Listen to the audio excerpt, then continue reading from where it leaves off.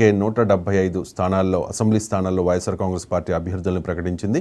Anakapalli MP స్థానం తప్ప మిగిలిన 24 స్థానాల్లో కూడా ఎంపీ అభ్యర్థులను కూడా ప్రకటించిన పరిస్థితి.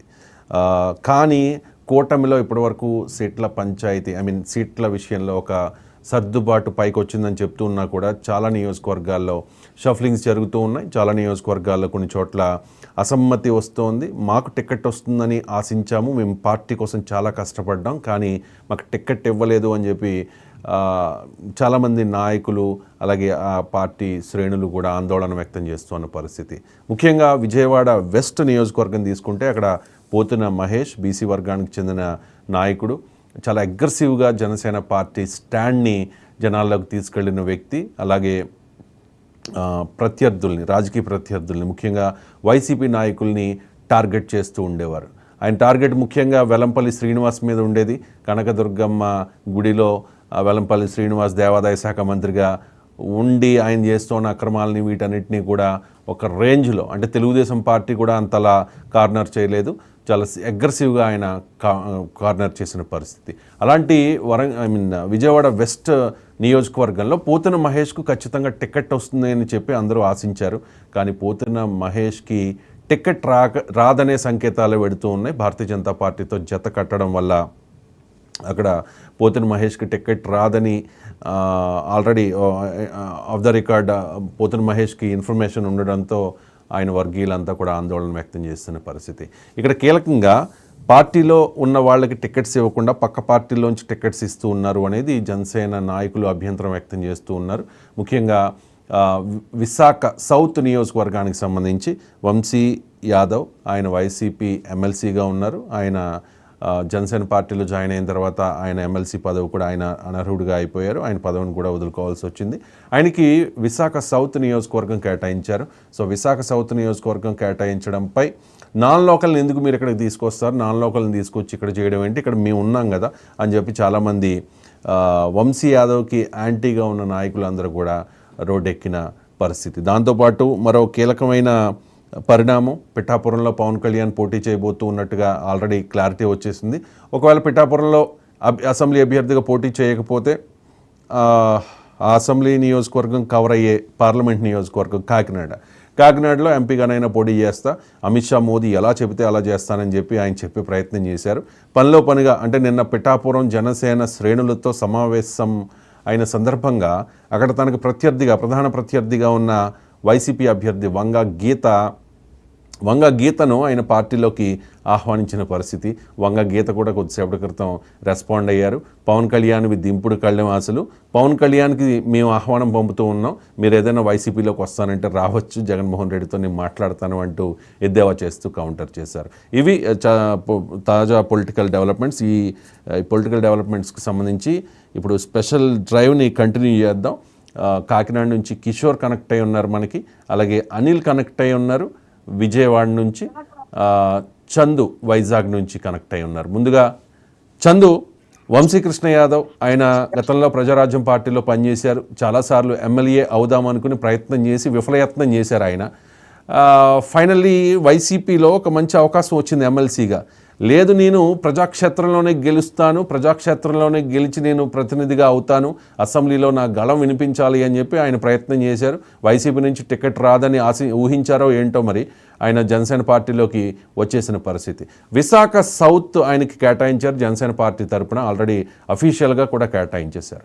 కేటాయించిన తర్వాత విశాఖ సౌత్లో ఉన్న చాలామంది నాయకులు ఆయన నాన్ లోకల్ కదా, విశాఖ ఈస్ట్ పర్సన్ని సౌత్లో ఎలా పడతారంటూ కూడా అభ్యంతరం వ్యక్తం చేసిన పరిస్థితి. ఒకసారి వాళ్ళ అభ్యంతరం విన్న తర్వాత మీరు దానికి సంబంధించి అప్డేట్ చేయండి, ఒకసారి బయట ప్లే చేయండి. అది పిసిఆర్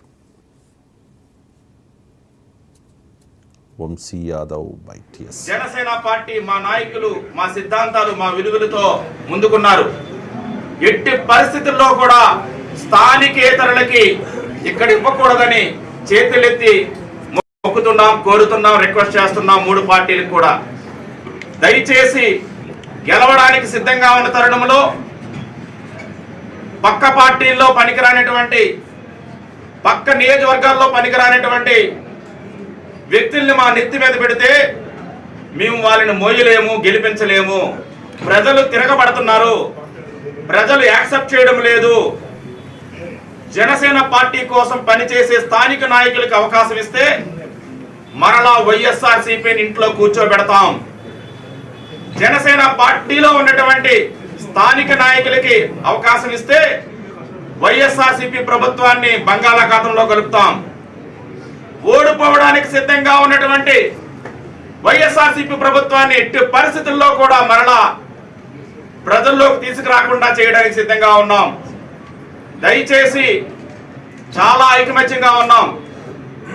గత కొన్ని సంవత్సరాల నుండి ఎటువంటి మాలో విభేదాలు లేవు, ఇప్పుడు కూడా లేవు. ప్రజాస్వామ్యంలో ప్రతి ఒక్కరికి కూడా వారి యొక్క మనోభావాలను తెలిపే హక్కు ఉంది. అందులో భాగంగానే ఈరోజు మేము తెలియజేస్తున్నాం. మా నినాదం ఒకటే, జనసేన పార్టీని గెలిపించడం, పవన్ కళ్యాణ్ గారి సిద్ధాంతాలు విలువలతో ఉన్నటువంటి స్థానిక నాయకులకే ఇక్కడ ఎమ్మెల్యే సీట్ ఇచ్చినట్లయితే చందు, ప్రధానంగా పక్క పార్టీ నాయకుడిని, పక్క నియోజకవర్గంలో నాయకుడిని, ఇప్పటి వరకు ప్రజాక్షేత్రంలో గెలవని నాయకుడిని, ఇప్పటి వరకు ఏదైతే పార్టీని విమర్శిస్తూ ఉన్నామో అదే పార్టీ నుంచి వచ్చిన నాయకుడిని ఎలా ఆదరిస్తామో మేము ఖచ్చితంగా సపోర్ట్ చేయము అంటూ ఉన్నారు. పొత్తులో భాగంగా అది జనసేనకి ఇచ్చారు విశాఖ సౌత్. అక్కడేమో జనసేన నాయకుడికి కాకుండా అంటే వైసీపీ నుంచి వచ్చిన వంశీ యాదవ్కి ఇచ్చిన పరిస్థితి. అక్కడ క్యాడర్ సపోర్ట్ చేయనంటోంది. సో ఏంటి, ఏం జరుగుతోంది అక్కడ? అంటే వాళ్ళని సముదాయించే ప్రయత్నం చేస్తూ ఉన్నారా? ఏం జరుగుతోంది విశాఖ సౌత్లో?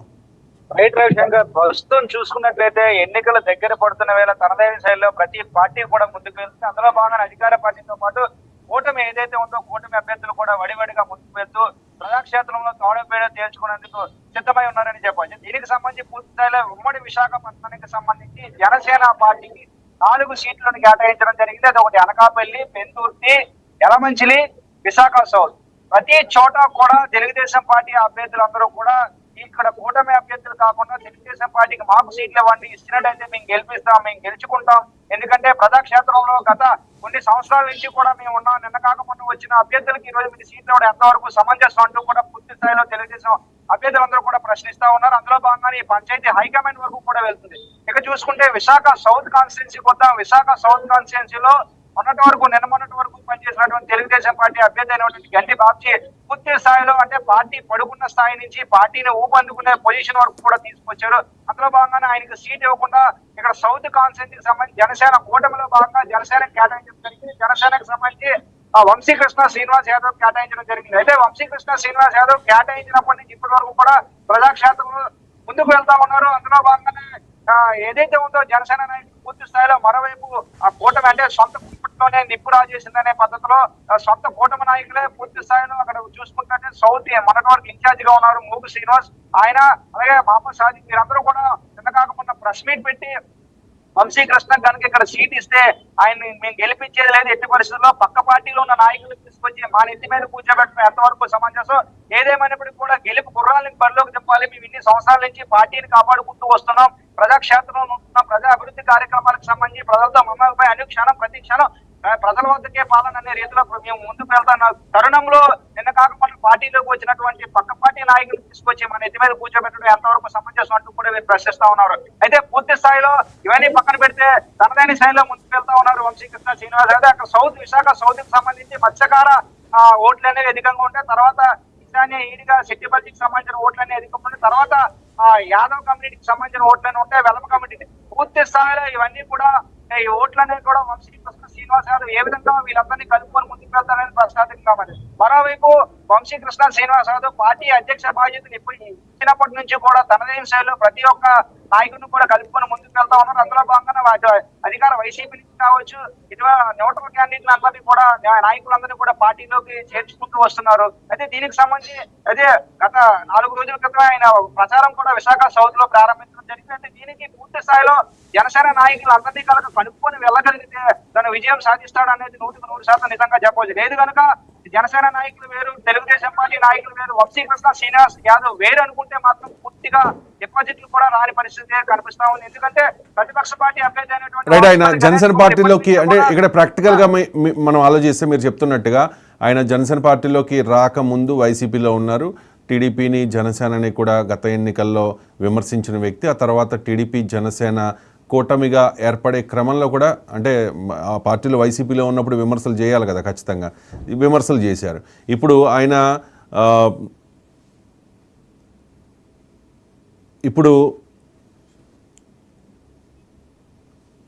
ఆయన జనసేన పార్టీలోకి వచ్చేసిన పరిస్థితి అంటే టీడీపీ క్యాడర్ కానీ ఆయన ఆల్రెడీ ప్రచారం స్టార్ట్ చేశారు కాబట్టి టీడీపీ క్యాడర్ కానీ అసమ్మతితో ఉన్న జనసేన క్యాడర్ కానీ ఆయనకు సపోర్ట్ చేస్తోందా?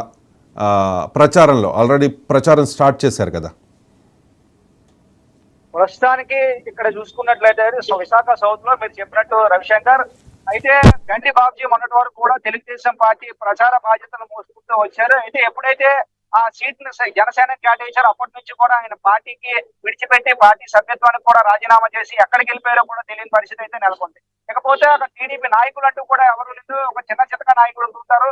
అయితే వారిని ఈయన ప్రస్తుతం ఇప్పటి వరకు కూడా కలుపుకొని వెళ్లే పరిస్థితి కనిపిస్తుంది. ఇకపోతే సొంత పార్టీకి సంబంధించి అంటే జనసేన పార్టీకి సంబంధించి అక్కడ మూగు శ్రీనివాస్ కావచ్చు, కందుల నాగరాజు కావచ్చు, మహమ్మద్ సాదిక్ కావచ్చు, పలువురు జనసేన నాయకులు అయితే అక్కడ ఉన్నారు. అంటే కార్పొరేటర్లు ఉన్నారు, అట్ ద సేమ్ టైం నాయకులు కూడా ఉన్నారు. అయితే వీళ్ళందరినీ ప్రస్తుతానికి అయితే నేను కలుపుకొని వెళ్లేందుకు ముందుకు వెళ్తున్నా కూడా వాళ్ళు 2 స్టెప్స్ బ్యాక్ వేస్తూ మేము మీతో కలవం అంటూ కూడా మీడియా ముఖంగా ప్రెస్ మీట్లు పెట్టి ఆయన బహుముఖంగా కూడా విమర్శించే స్థాయికి కూడా వారు వెళ్ళడం జరిగింది. అయితే ఈ సందర్భంలో ఈయన వాళ్ళతో వెళ్ళి మాట్లాడటమా లేకపోతే హైకమాండ్ నుంచి వారికి చెప్పడం అనేది పూర్తి స్థాయిలో ప్రశ్నార్థకంగా మిగిలింది. అయితే ఈయన పూర్తి స్థాయిలో ఎప్పుడు ప్రచారం మొదలుపెట్టినప్పటి నుంచి కూడా వాళ్ళని కలుపుకొని వెళితేనే విజయం సాధించవచ్చు అని చెప్పవచ్చు. లేకపోతే మాత్రం ఓట్లు ఏవైతే జనసేన అధినేత పవన్ కళ్యాణ్ చెప్పినట్టు ఓట్లు చీలకూడదనే ఒకే ఒక లక్ష్యంతో ఆయన కూటమిలోకి రావడం జరిగింది. అయితే ఇప్పుడు ఈ సౌత్ కాన్స్టిట్యున్సీ కి సంబంధించి అంటే ఎవరికి వారు యమునా తీర అనే రీతిలో ఉంటే పూర్తి స్థాయిలో ఓట్లన్నీ కూడా చీలిపోయిన తర్వాత ఆ ఓట్లని ఎవరికి పడతాయో కూడా ప్రశ్నార్థకంగా మారింది. అయితే మరోవైపు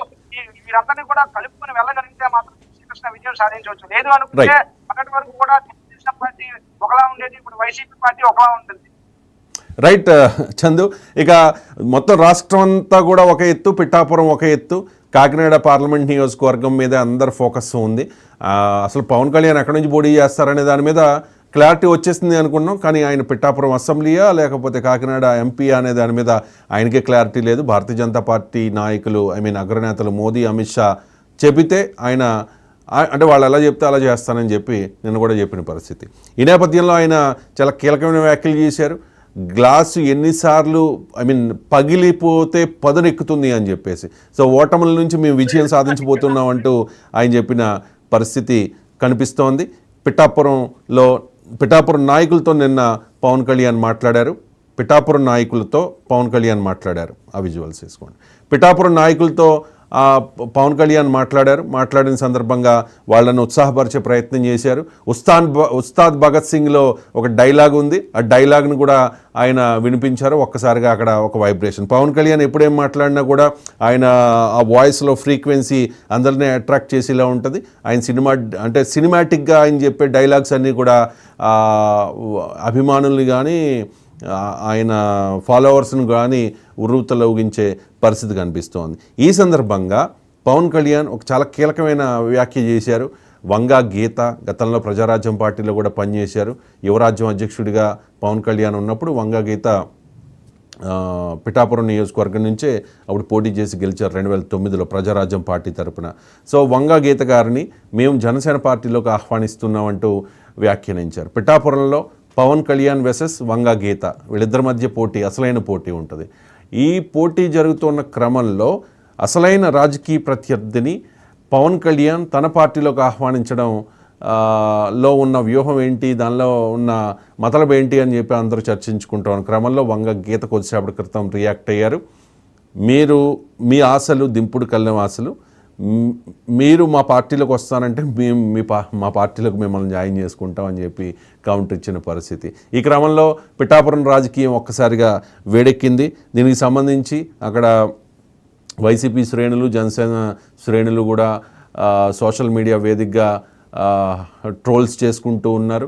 గతంలో జరిగిన పవన్ కళ్యాణ్ గతంలో మాట్లాడిన కొన్ని మాటల్ని కూడా వైసీపీ సోషల్ మీడియా ట్రోల్ చేస్తూ ఉంటే వంగ గీతను మీరు ఖచ్చితంగా పవన్ కళ్యాణ్ ఇచ్చిన ఆఫర్ని యాక్సెప్ట్ చేయకపోతే మీరు ఇబ్బంది పడక తప్పదు, మీకు డిపాజిట్ తగ్గదు అంటూ జనసేన శ్రేణులు ట్రోల్ చేస్తూ ఉన్న పరిస్థితి కనిపిస్తోంది. ఈ నేపథ్యంలో పిఠాపురం రాజకీయం అప్డేట్స్ అందించడానికి మా ప్రతినిధి కిషోర్ కనెక్ట్ అయి ఉన్నారు. కిషోర్.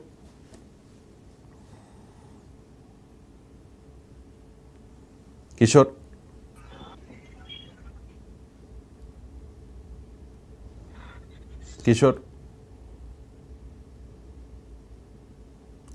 రైట్, కిషోర్ మరి కాసేపట్లో కనెక్ట్ అవుతారు, చిన్న technical issue.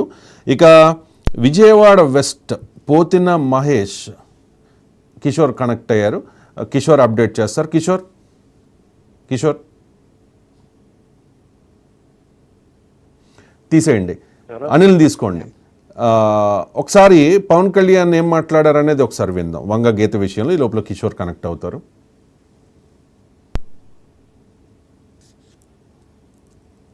Byte. Pawan Kalyan వంగ గీత విషయంలో మాట్లాడారు, పార్టీలోకి ఆహ్వానించారు. ఆ బైట్ మన దగ్గర ఉంది, ప్లే చేయండి.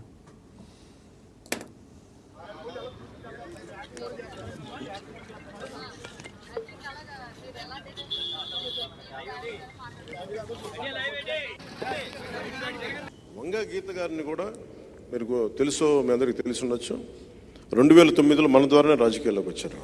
దురదృష్టవశాత్తు ఆవిడ ఉన్నారు. భవిష్యత్తులో ఆవిడ వైసీపీని వీడి జనసేనలోకి రావాలని మనస్ఫూర్తిగా కోరుకుంటున్నాను. వంగ గీత గారిని కూడా మీరు తెలుసో, మీ అందరికీ తెలిసి ఉండొచ్చు. వంగ గీత గారు మీకు తెలుసో తెలీదో 2009లో మన ద్వారానే రాజకీయాల్లోకి వచ్చారు అని చెప్పి ఒక మాట అన్నారు. అది కరెక్ట్ కాదు. 2009 కంటే ముందే తెలుగుదేశం పార్టీలో ఉమ్మడి తూర్పుగోదావరి జిల్లా పరిషత్ చైర్మన్గా పనిచేశారు. తెలుగుదేశం పార్టీలో ఒక కీలకమైన నాయకురాలుగా వంగ గీత ఎదిగారు. కానీ అసెంబ్లీలో అడుగుపెట్టింది మాత్రం 2009లో, అది ప్రజారాజ్యం పార్టీలో. రాజకీయాల్లోకి ఎంట్రీ ఇచ్చింది ప్రజారాజ్యంతో కాదు. పవన్ కళ్యాణ్ గారికి తెలుసు, బట్ అన్యాపదేశంగా అనేసి ఉండవచ్చు. కిషోర్ ఉన్నారా? రైట్, కిషోర్తో అంటే పిఠాపురం రాజకీయానికి సంబంధించి కిషోర్ మరి కాసేపట్లో మనకు అప్డేట్ చేస్తారు. ఈ లోపల ఒకసారి విజయవాడ వెస్ట్ వెళ్దాం. విజయవాడ వెస్ట్లో వెలంపల్లి వెస్సెస్ పొత్తున్న మహేష్గా అక్కడ రాజకీయం దాదాపు 5 ఏళ్ల పాటు నడిచింది. వెలంపల్లిని చాలా అగ్రెసివ్గా పోతున్న మహేష్ ఎప్పుడు కూడా కార్నర్ చేసేవారు. వెలంపల్లి ఇప్పుడు విజయవాడ సెంట్రల్కి వచ్చేసారు. కానీ విజయవాడ వెస్ట్ తనకే వస్తుంది అని చెప్పి ఇన్నాళ్ళు ఆశలు పెట్టుకున్న పోతున్న మహేష్కు నిరాశ ఎదురయ్యే అవకాశాలు, ఆ సంకేతాలు కనిపిస్తూ ఉన్నాయి. పొత్తులో భాగంగా భారతీయ జనతా పార్టీకి ఆ టికెట్ ఇస్తారనే ప్రచారం అయితే జరుగుతోంది. ఈ నేపథ్యంలో పోతున్న అనుచరులు రోడ్డెక్కారు. ఖచ్చితంగా పోతున్న మహేష్కి మాత్రమే ఇక్కడ అవకాశం ఇవ్వాలి, లేకపోతే సపోర్ట్ చేసేది లేదు అంటూ కూడా ఖరాఖండిగా చెప్పేస్తున్న పరిస్థితి. సో విజయవాడ వెస్ట్ నియోజకవర్గానికి సంబంధించి అక్కడ జరుగుతున్న రాజకీయానికి సంబంధించి మా రీజనల్ కోఆర్డినేటర్ అనిల్ అప్డేట్ చేస్తారు. అనిల్. థ్యాంక్ యూ రవిశంకర్ గారు. అయితే విజయవాడ వెస్ట్ నియోజకవర్గంలో బీసీలు అధికంగా ఉన్నారు. అయితే ఇక్కడ పోతున్న మహేష్ జనసేన పార్టీ ఆవిర్భావం నుంచి కూడా ఆయన జనసేన పార్టీ కోసం పనిచేయడం జరిగింది. ఏదైతే విజయవాడ వెస్ట్ నియోజకవర్గంలో జనసేన అంటే పోతిన మహేష్ అనే విధంగా ఇప్పటి వరకు ఆయన అక్కడ కార్యక్రమాలు చేపట్టడం జరిగింది. ఇది ఆంధ్రప్రదేశ్ రాజధాని అమరావతి కేంద్రంగా విజయవాడ, ఇక్కడ నుంచి అన్ని కార్యక్రమాలు కూడా నడిచిన కార్యక్రమంలో జనసేన ప్రతి కార్యక్రమంలో కూడా జనసేన పార్టీ అధినేత పవన్ కళ్యాణ్ ఏది ఆదేశించినా ఖచ్చితంగా పోతిన మహేష్ దాన్ని దిగ్విజయంగా పూర్తి చేసే నాయకుడిగా ఎదిగారు. ఇప్పుడు పొత్తుల్లో భాగంగా టీడీపీ, జనసేన, బీజేపీ పొత్తుల్లో భాగంగా ఇక్కడ వెస్ట్ బీజేపీ నియోజకవర్గాన్ని కేటాయిస్తారని ఒక ప్రచారం జరుగుతున్న నేపథ్యంలో పోతున్న మహేష్ అతని అనుచరులు కూడా ఆందోళన చెందుతున్నారు. ఎందుకంటే ఏపీ రాజధాని అమరావతి కేంద్ర విజయవాడ నుంచి అన్ని కార్యక్రమాలు జరుగుతుంటే కనీసం అభ్యర్థి కూడా లేకపోతే రేపు ఎన్నికల్లో గెలుపొందినాకైనా, లేకపోతే అక్కడ ముందు జరగబోయే కార్యక్రమాల్లో జనసేన అభ్యర్థి లేకుండా పోతారు, ఎమ్మెల్యే లేకుండా పోయే పరిస్థితి ఉందని కూడా జన సైనికులు అందరూ కూడా ఆగ్రహంతో వ్యక్తం చేస్తున్నారు. పోతున్న మహేష్ ని ఖచ్చితంగా సీటు ఇవ్వాలని కూడా వారు డిమాండ్ చేస్తున్నారు. ఈ నేపథ్యంలోనే YSR Congress party regional coordinators కూడా అక్కడ పోతున్న మహేష్ వర్గీయులతో కూడా చర్చిస్తున్నారు. పోతున్న మహేష్ తో కూడా మాట్లాడే ప్రయత్నం చేస్తున్నారు. ఎందుకంటే అతను బీసీ బలమైన నాయకుడు గనక ఖచ్చితంగా వైఎస్ఆర్ కాంగ్రెస్ పార్టీ గనక రేపు మంచి అవకాశం ఉంటుంది. ఎందుకంటే ఆ సీటు బీజేపీకి కేటాయిస్తే ఖచ్చితంగా పోతున్న మహేష్ వేరే పార్టీకి వెళ్ళాలని కూడా ఆయన అనుచరులు కూడా పట్టుబడుతున్నారు. అది ఇక్కడ పొత్తులో భాగంగా బీజేపీ, జనసేన, టీడీపీతో ఇదే